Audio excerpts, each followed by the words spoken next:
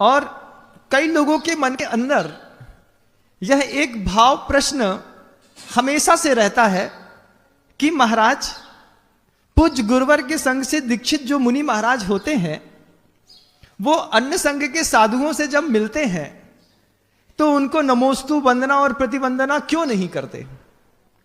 क्यों उनसे अच्छे से मिलने के लिए नहीं जाते? समाज में अच्छा प्रभाव पड़ता है। एक दिगंबर साधु को दूसरे दिगंबर साधु से मिलने में क्या आपत्ति है? ऐसा प्रश्न जनमानस में कई बार कौंधता है बंधु। कई बार करता है कि दूसरे संघ के साधु आते हैं और आचार्य विद्यासागर जी महाराज के संघ के मुनि महाराज उनसे मिलने नहीं जाते, उनका सम्मान नहीं करते, उनको बैठाते नहीं।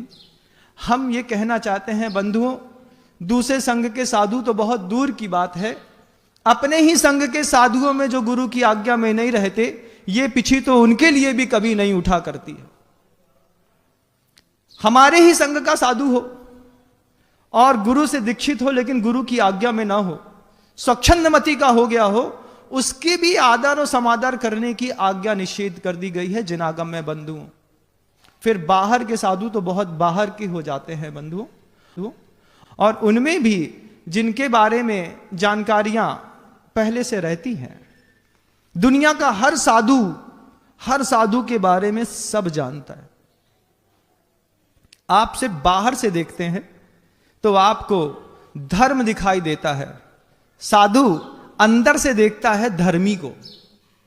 और जब धर्मी में गुरु की आज्ञा दिखाई नहीं देती, धर्मी में जब किसी बात में जिन शासन की आज्ञा से विपरीत कोई कार्यशैली दिखाई देती है, तो गुरुवर के संग के दीक्षित साधु कभी उनका विरोध नहीं करते बंधुओं, चुपचाप किनारे खड़े हो जाते हैं।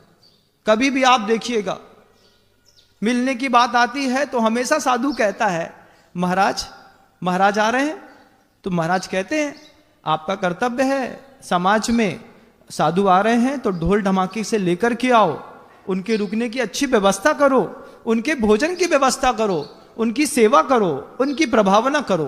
कभी नहीं कहा कि ढोल ढमाका से लेने मत जाओ, कि ऐसा नहीं करो। क्यों? हाँ, तो महाराज आप भी चलेंगे।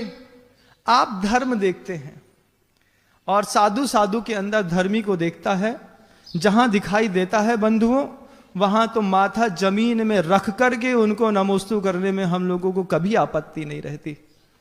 लेकिन जहां ऐसा लगता है कि धर्म अलग है और धर्मी की चर्या अलग है, तो वहां पर अनुशासन जो गुरुदेव ने सिखाया है और जो काल स्थिति से हमको समझ में आया है, उसका हम निरंतर पालन करते हैं। लेकिन साधु कभी समाज को बरगलाता नहीं है बंधुओं कि आपको नहीं करना चाहिए। तुम्हारा तो कर्तव्य है, कोई भी साधु किसी भी संघ का आए, उदक चंदन तंदुल पुष्प कई करो, उसको अच्छे से प्रभावना करो, उसको नमोस्तु करो, उसके लिए चौका लगाओ, उस आहार विहार निहार की व्यवस्था करो।